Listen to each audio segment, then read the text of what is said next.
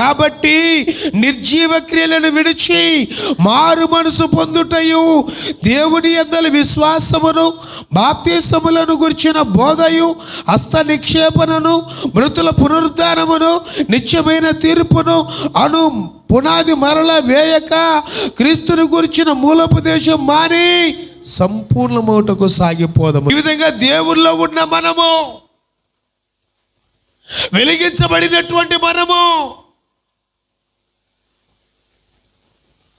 పరలోక సంబంధమైన వరములను అపేక్షిస్తున్న మనము, వాటిని పొందుకుంటున్నటువంటి మనము, పరిశుద్ధాత్మ చేత నడిపించబడుతున్న మనము, దేవుని దివ్య వాక్యమును కోరుకుంటున్న మనము, ఆ పరలోక సంబంధమైన శక్తుల ప్రభావాన్ని అనుభవిస్తున్నటువంటి మనము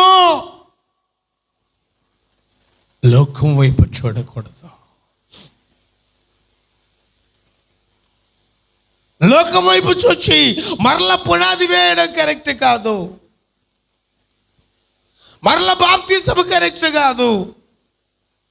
మరల మారుమనసు కరెక్ట్ కాదు. మళ్ళా వెనక్కిపోవడం కరెక్ట్ కాదు. 10వ తరగతిలో కూర్చున్న వాడిని తీసుకొచ్చి మొదటి తరగతిలో కూర్చోబెడితే ఎట్లుంటుందండి? ప్రియులారా, డిగ్రీ చదువుతున్నటువంటి వ్యక్తిని తీసుకొని వచ్చి హై స్కూల్కి పంపిస్తే ఎట్లా ఉంటుంది? ఎంత షేమ్, ఎంత అవమానం. కాబట్టి మనము దైవికంగా ముందుకు వెళుతున్న మనము ఇక వెనక్కి వెళ్ళకూడదు. మరల పునాది మీదకి రాకూడదు.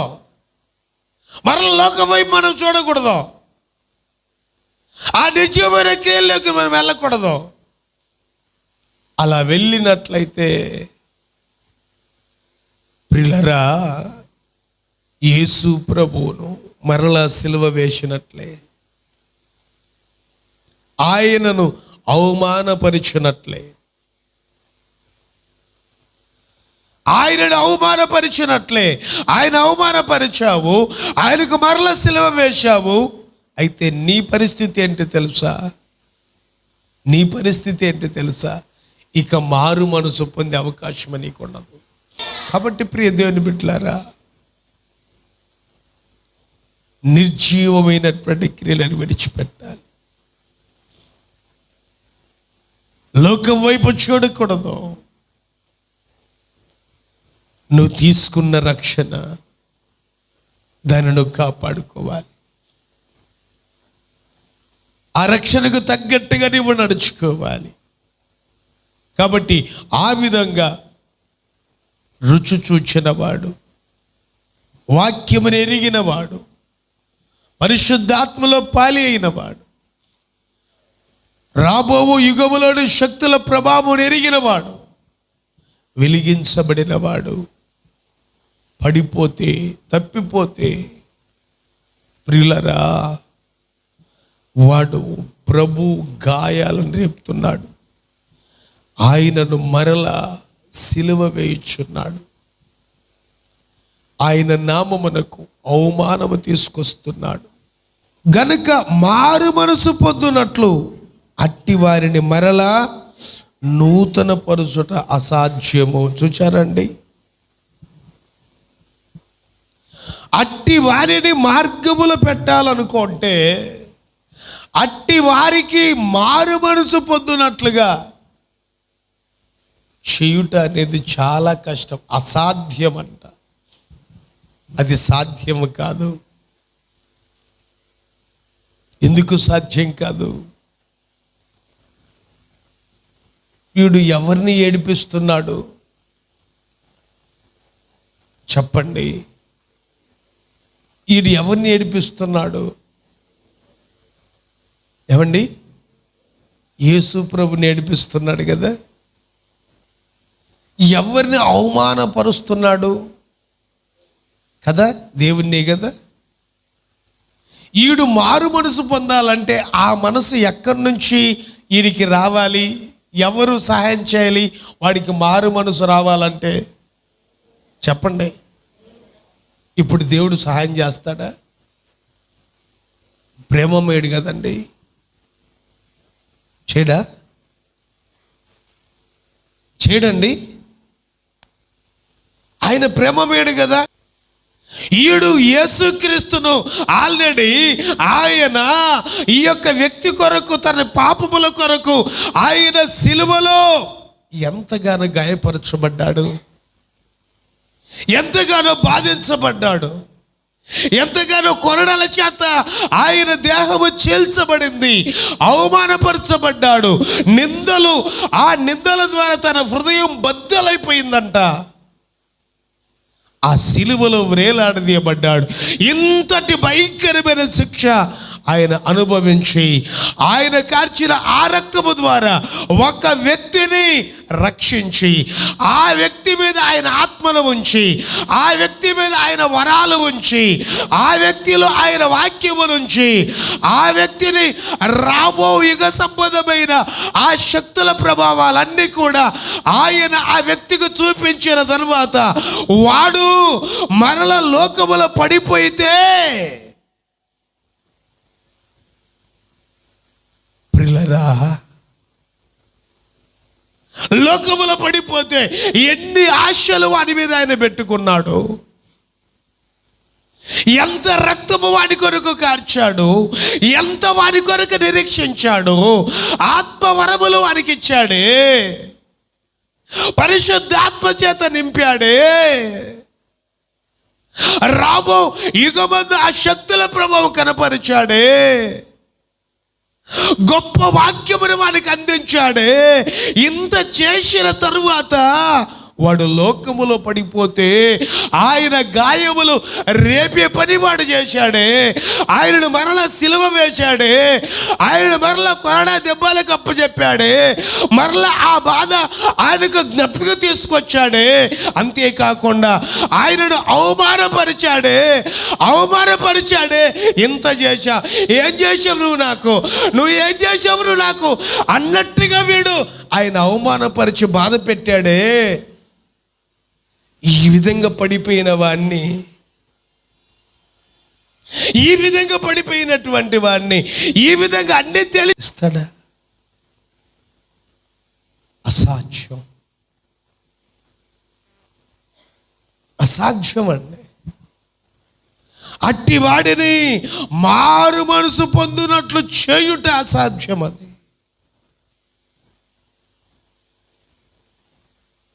అసాధ్యం. వాడు ఖచ్చితంగా దేవుని ఉగ్రతకు పాత్రుడే. అందుకనే ఇక్కడ ఒక ఉపమానం చెబుతున్నాడు. ఇక్కడ ఎట్లనగా, భూమి తన మీద తరచుగా కురియు వర్షము తాగి ఎవరి కొరకు వ్యవసాయము చేయబడునో వారికి అనుకూలమైన పైరులను ఫలించుచు దేవుని ఆశీర్వచమును పొందును. ఒకడికి ఒక భూమి ఉంది. ఆ భూమి ఏం చేస్తుందంటే ఆకాశం నుంచి వర్షాన్ని తాగుతుంది. తాగిన తర్వాత ఆ భూమి వ్యవసాయం చేసినప్పుడు ఆ భూమి దేవుని యొక్క ఆశీర్వాదమును పొంది ఆ సేద్యము చేసినటువంటి ఆ వ్యవసాయకునికి మంచి పంట అందిస్తుందట. అయితే ముండ్ల తుప్పలను, గచ్చ తీగలను దాని మీద పెరిగిన ఎడల అది పనికిరానిదని విసర్జించబడి శాపము పొందదగినదగును, తుదకది కాల్చివేయబడును. అయితే ఆ యొక్క పొలం, ఇప్పుడు పొలం ఎవరికి సాదృశ్యం అంటే ఒక మనుషునికి సాదృశ్యం, సంఘానికి సాదృశ్యం, ఒక మనుషునికి సాదృశ్యం. ప్రియులారా, వ్యవసాయకుడు యేసుక్రీస్తుకు సాదృశ్యం అనుకుందాం. ప్రియ దేవుని బిడ్డలారా, దేవుడు తండ్రి అయిన దేవునికి సాదృశ్యం. ఇప్పుడు ఈ వ్యవసాయకుడు ఒక పొలాన్ని సాగు చేస్తున్నాడు. అయితే ఆ యొక్క పొలం ఆకాశము నుంచి వర్షము తాగుతుంది. ఆకాశం నుంచి దేవుడు ఆ పొలం మీద వర్షం కురిపిస్తున్నాడు. వర్షం కురిపించినప్పుడు ఈ వ్యవసాయకుడు ఏం చేస్తున్నాడంటే ఆ పొలాన్ని సేద్యం చేశాడు, బాగు చేశాడు. ఈ వ్యవసాయకుడు ప్రభు అయిన యేసు ఈయన ఏం చేశాడు తెలుసా ప్రియులారా? ఆ వ్యక్తిని, పొలమైన వ్యక్తిని, పాపి అయిన వ్యక్తిని ఏం చేస్తున్నాడంటే ప్రియులారా, బాగు చేస్తున్నాడు. ఆయన మాటల చేత లేక ఆయన రక్తము చేత వాడిని నీతిమంతునిగా చేసి ఇప్పుడు వాడికి ఏం చేశాడంటే ప్రియులారా, ఆత్మవరాలు ఇచ్చాడు, కృపావరాలు ఇచ్చాడు, మంచి వాక్యమానికి ఇచ్చాడు, పరిశుద్ధాత్మవానికి ఇచ్చాడు, రాబో యుగముల శక్తుల ప్రభావం వానికి కనపరిచాడు. వాడు ఆ విధంగా ఉండి అనేకులను ప్రభు వైపు తిప్పాలి, అనేకుల మధ్యలో ప్రభు కొరకు సాక్షిగా బ్రతకాలి, దేవునిని సంతోషపరచాలి. ఆ విధంగా వాడు ఫలించాలి. అలా ఫలించకుండా వాడు లోకములోనికి జారిపోయాడు. ఈ పొలము కూడా వ్యవసాయకుడు ఎంతగానో దాన్ని సేద్యం చేశాడు, ఎంతగానో ఇచ్చేశాడు. అయితే అది దేవుని ఆశీర్వాదం పొందుకొని కొంతకాలము ఫలం ఇచ్చింది.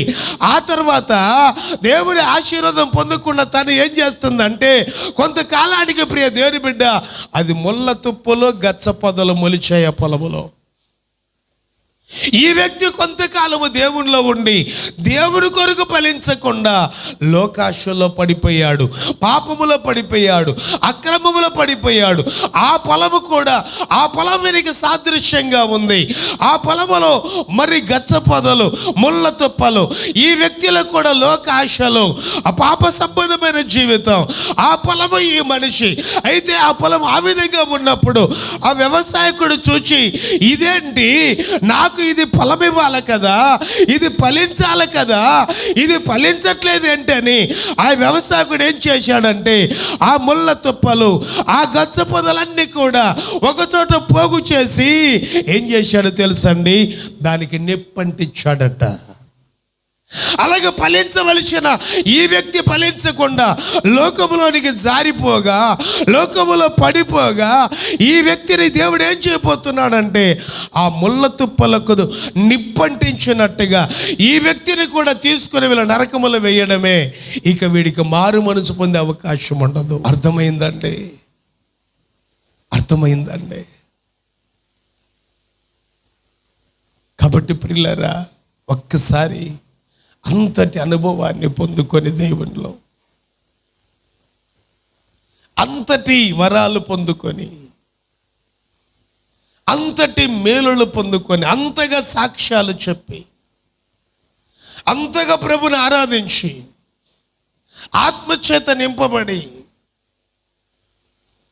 వరాలు పొందుకొని, వాక్యాన్ని ఇష్టపడి, వాక్యములు ఫలించుచు ఏకదమున పడిపోయినటువంటి వాడు అవుట్ అండి. ఇక 10:26 మనము సత్యమును గురించి అనుభవజ్ఞానం పొందిన తర్వాత బుద్ధిపూర్వకంగా పాపము చేసిన ఎడల పాపములకు బలి ఇకను ఉండదు గాని న్యాయపు తీర్పునకు భయముతో ఎదురు చూచుటయు విరోధులను దహింపబోవు తీక్షణమైన అగ్నియు ఇక ఉండును. చూడండి,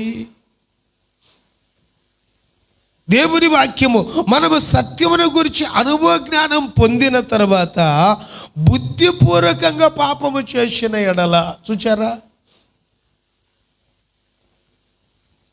ఇప్పుడు ఆ వ్యక్తి వెలిగించబడ్డాడు,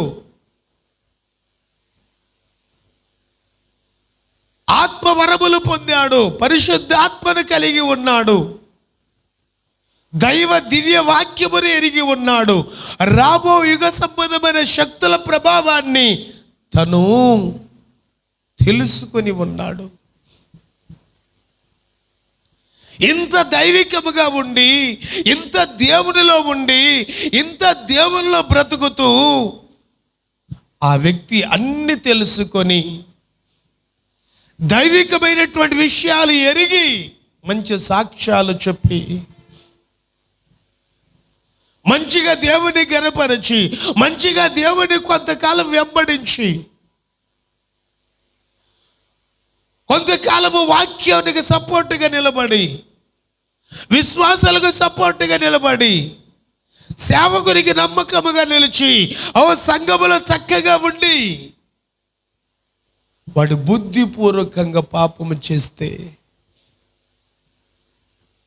చేయకూడదని తెలిసి కూడా చేయడం, బుద్ధిపూర్వకంగా చేయడం, అది చేయకూడదు, దాని జోలికి వెళ్ళకూడదు, దానిని చేయకూడదు అని తెలిసి కూడా చేస్తే ఏమవుతుందిలే అని దేవుని బిడ్డలారా, పొరపాటు చేసిన వాడు, తొలగిపోయిన వాడు, బుద్ధిపూర్వకంగా పాపము చేసిన వానికి బలి ఇక ఉండదంట. అంటే క్షమాపణ ఇక ఉండదట. క్షమాపణ ఇక్కడ ఉండదు. క్షమాపణ దొరకని వానికి ఇక మారు మనసు ఎలా దొరికింది? అర్థమవుతుందండి? క్షమాపణ కట్ అయింది, దేవుడు కట్ చేశాడు క్షమాపణ అట్టి వ్యక్తికి. ఇక మారు మనసు ఎక్కడి నుంచి వచ్చింది వాడికి? మారు మనసు పొందే అవకాశం ఎట్లా దొరికింది వాడికి? యేసు ప్రభుతో ఉన్నటువంటి యూదా ఇస్కరియోతు ఎన్నో గొప్ప ఆశ్చర్యమైన కార్యాలు ప్రభువు చేస్తూ ఉంటే చూచాడు. అంతేకాదు, పరిశుద్ధ ఆత్మ చేత నింపబడి తండ్రిని మహిమపరుస్తున్నటువంటి విషయాలన్నీ కూడా యూదా తెలుసుకొని ఉన్నాడు. వాస్తవానికి యూదాకు అన్ని తెలుసండి. సత్యమును గురించిన అనుభవ జ్ఞానం అంతా తనకు తెలుసు, అన్ని ఎరిగి ఉన్నాడు. ఎందుకంటే ప్రభువుతో సహవాసం కాబట్టి, ప్రభువుతో ఉన్నవాడు కాబట్టి, ప్రభు శిష్యులలో ఒక శిష్యుడిగా ఎన్నిక చేయబడిన వాడు కాబట్టి, సత్యమును గురించిన అనుభవ జ్ఞానం బాగా ఎరిగి ఉన్నాడు. తను బాగా ఎరిగి ఉన్నాడు. ఎరిగి ఉన్న తను ఎక్కడ పడ్డాడంటే ధనాపేక్షలో పడ్డాడు. ఎందులో పడ్డాడు? ఏమండి, యేసు ప్రభు ఎన్నోసార్లు చెప్పాడు, మీ ధనము పరలోకములో సంపాదించుకోండి, అక్కడ దొంగ కన్నం వేయడు, చిమ్మట కొట్టదు. ఇక్కడ ధనం ఉన్నట్లయితే దొంగ కన్నం వేస్తాడు, చిమ్మట కొడుతుంది.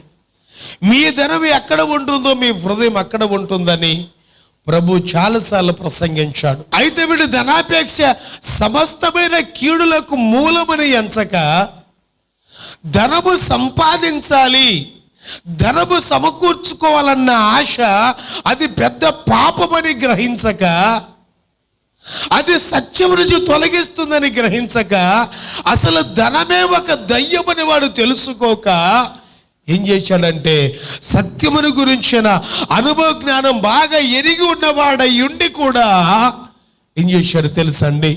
సత్యవంతుడైన యేసు ప్రభువునే 30 వెండి నాణ్యాలకి ఏం చేశాడు? అమ్మేసుకున్నాడండి. చూడండి, 30 వెండి నాణ్యాలకు అమ్మేసుకున్నాడు. అమ్మేసుకున్నటువంటి ఈ యొక్క యూదా ప్రియులారా, ఆ తర్వాత యేసు ప్రభుని వాళ్ళు పట్టుకొని వెళ్ళారు. ఆయనకు శిక్ష ఖరారైపోయింది, ఆయనకు సిలువ శిక్ష వేసేసారు, అయిపోయింది. అయిపోయిన తర్వాత వీడు ఏం చేశాడంటే, పడిపోయాడు కదా వాడు.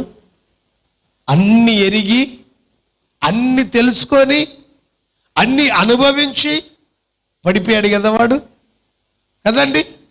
పడిపోయిన తర్వాత లెగాలనుకున్నాడంట పాపం. ఏంటంట? లెగాలనుకున్నాడంట.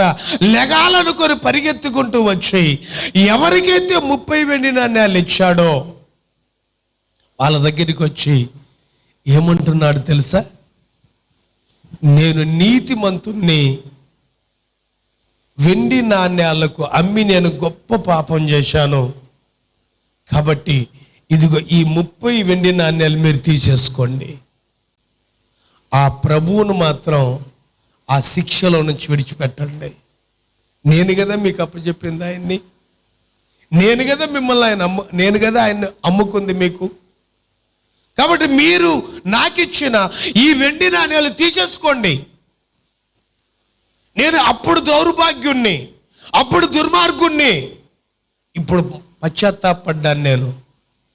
కాబట్టి ఈ వెండి నాణ్యాలు మీరు తీసుకోండి, ఆయన రిలీజ్ చేయండి అంటే వాళ్ళు ఏం చేసి తెలుసండి? రే ఇంకెక్కడ ఆయన్ని మీకు అప్పచెబుతాము, అయిపోయింది ఆయన సీను, నీ సీన్ అయిపోయింది, పోరా అన్నారట. అంటే వారికి మారు మనసు పొందేటువంటి మనసు వాడికి ఉన్న, దేవుడు మారు మనసు పొందే అవకాశం వారికి వినండి లేదు, ఇవ్వలేదు. నిజంగా వాడికి అవకాశము దేవుడు ఇస్తే, దేవుని బిడ్డలారా, అవకాశము దేవునికి ఇస్తే ఇంకొకరు వాడి కొరకు సావాలి కదా. అంటే యేసు ప్రభు ఇప్పుడు మొదలు చనిపోబోతున్నాడు, మరలా రెండవసారి లోకానికి వచ్చి వాడి కొరకు ప్రాణం పెట్టాలి. అవకాశం కుదిరిద్దండి? నో, వాడికి మారు మనసు పొందే అవకాశం లేదంట. అప్పుడు ఆయనను అప్పగించిన యూదా ఆయనకు శిక్ష విధింపబడగా చూచి పశ్చాత్తాపపడి ఆ 30 వెండి నాణెములు ప్రధాన యాజకుల యొద్దకును పెద్దల యొద్దకును త్వరలో తెచ్చి, నేను నిరపరాధ రక్తమును అప్పగించి పాపము చేసిందని చెప్పాను. వారు దానితో మాకేమి నీవే చూసుకోమని చెప్పగా, అతడు ఆ వెండి నాణెములు దేవాలయములో పారవేసి పోయి ఉరి పెట్టుకొనేను. ఒక్కసారి తప్పిపోతే వాడు అన్ని రుచి చూచాడు, సత్యముని గురించిన అనుభవ జ్ఞానమును తెలుసుకొని కూడా వాడు ఏం చేశాడు? తప్పిపోయాడు. యేసు ప్రభు నమ్ముకున్నాడు. ఆయనకు శిక్ష పడగా మార్పు పొందుదామని, ఆ శిక్ష తప్పిద్దామని వచ్చాడు. కానీ ఈడికి మారు మనసు పొందుకునేదానికి దేవుడినికి అవకాశం ఇవ్వలేదండి. దేవుడినికి నువ్వే చూసుకోపో అన్నారు వాళ్ళు పరిగెత్తుకుంటూ వెళ్ళి ఏం చేశాడు? ఉరి పెట్టుకొని కింద పడి పొట్ట పగిలి పేగులు బయటకు వచ్చి చచ్చాడంట. చూచారా ప్రియులారా? అందుకనే ఒక్కసారి నువ్వు వెలిగించబడిన తర్వాత, వరములను రుచి చూసిన తర్వాత, పరిశుద్ధ ఆత్మచేత నింపబడి కూడా, దేవుని దివ్య వాక్యముని ఎరిగి కూడా, రాబోయే సంబంధమైన ఆ శక్తుల ప్రభావమును బాగా తెలుసుకొని కూడా, దర్శనాల ద్వారా, కళల ద్వారా, వాక్యము ద్వారా మరలా దురాశలో, పాపములో, లోకములో పడిపోయావా? ఇక నీకు మారు మనసు దొరకదు, ఇక నీకు బలి దొరకదు, ఇక నీకు క్షమాపణ దొరకదు, ఇక నీకు పరలోకము దొరకదు, ఇక నీకు విశ్రాంతి దొరకదు, ఇక నీకు 7 ఏళ్ల విందు దొరకదు, ప్రభువుతో 1000 ఏళ్ల పరిపాలన దొరకదు. ఇక నువ్వు ఎక్కడ పడతావంటే పాతాళములో పడి తీర్పులోనికి వచ్చి అక్కడ పరువు పోగొట్టుకొని అక్కడి నుండి నరకంలో పడి యుగయుగాలు కాలవలసిందే. అదే అంటున్నాడు పరిశుద్ధాత్ముడు. ఇక బలి ఉండదు, కానీ ఏముంటదంట? తీక్షణమైనటువంటి అగ్నిగుండము, విరోధులను దహించు అగ్నిగుండం, న్యాయపు తీర్పునకు భయముతో ఎదురు చూచుటయు, విరోధులను దహింపబో తీక్షణమైన అగ్నియు ఇక ఉండును ఉంటుంది అలాంటి వాళ్ళకి. దేవుడి ప్రేమమయుడు కదా, దేవుడు క్షమించేస్తాడు కదా. ఇలాంటి మాటలు పక్కన పెట్టండి. దేవుడు క్షమించే నిన్ను ఒక్కసారి నీతిమంతునిగా చేసుకున్నాడు. ఆయన నిన్ను క్షమించే నీకు వరాలు ఇస్తున్నాడు, నీకు ఆత్మనిస్తున్నాడు, నీకు వాక్యాన్ని ఇస్తున్నాడు, మంచి మాటలు ఇస్తున్నాడు, నీకు మంచి మార్గములో ఆయన కొరకు బ్రతుకున్నట్టు ఆయన మాటలు నీకు ఇస్తున్నాడు. నీకు రాబోయే సంబంధమైన శక్తుల ప్రభావాన్ని దేవుడు వాక్యము ద్వారా నీకు తెలియపరుస్తున్నాడు. దీనిలో నమ్మకంగా, దీనిలో యథార్థంగా, దీనిలో స్థిరంగా ఉండకుండా మరల లోకం వైపు తిరిగావా? దురాశలో పడ్డావా? పాపములో పడ్డావా? లోకములో పడిపోయావా? లోకస్తులతో సహవాసం ఉందా? ఇక నీ పరిస్థితి, నువ్వు తీర్పులోనికి నిలబడతావు.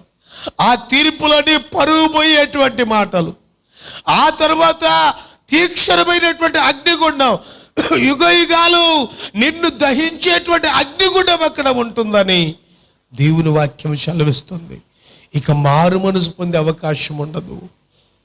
దేవుడు తన దగ్గర చేర్చుకునే అవకాశం నీకు ఉండదు. ఇక ఒకవేళ నువ్వు వస్తావేమో కానీ, వచ్చి మందిరములో కూర్చుంటావేమో కానీ, ఇదిగో నీవు సరైనటువంటి రీతిలో నడుచుకోకపోతే, నీవు నిజముగా వెలిగించబడిన తరువాత ప్రభువులో స్థిరంగా నువ్వు ఉండకపోతే, క్రమముగా వెంబడించకపోతే, వాక్యములను ఫలించకపోతే, దేవుని బిడ్డగా నువ్వు జీవించకపోతే, నీలో నీవు మార్పు కోరుకోకపోతే,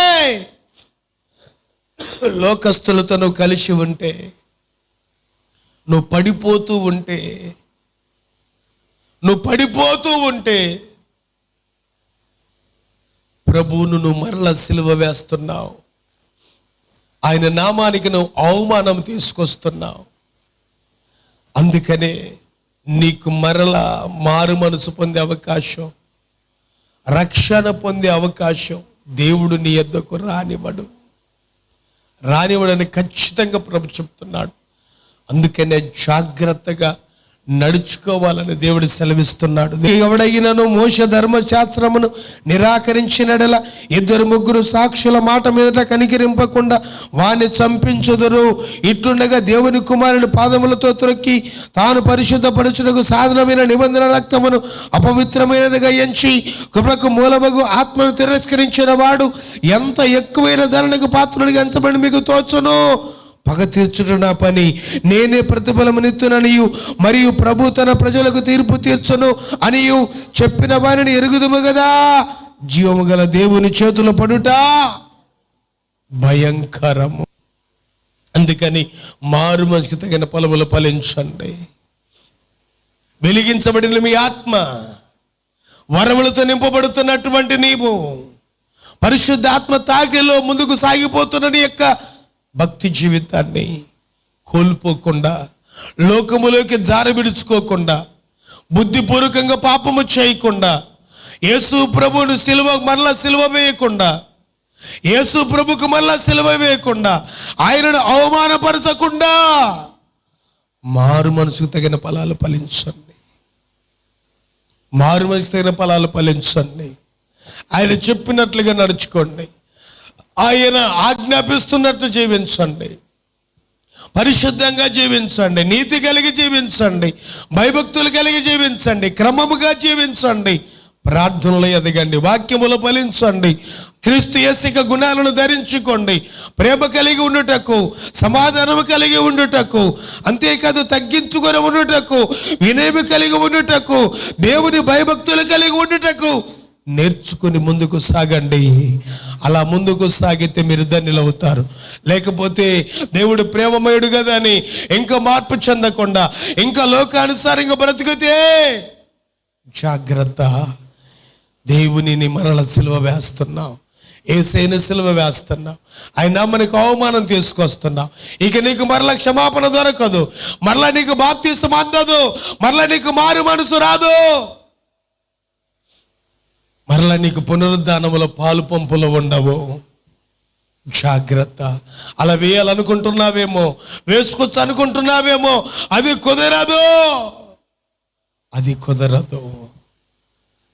కాబట్టి ఇక నుంచి అయినా దేవుని భయభక్తులు కలిగి, సంఘములో నమ్మకస్తులుగా, సంఘములో క్రమముగా, సంఘములో ఫలించేవారుగా, దేవుని సంతోషపరచేవారుగా పిల్లరా సిద్ధపడండి.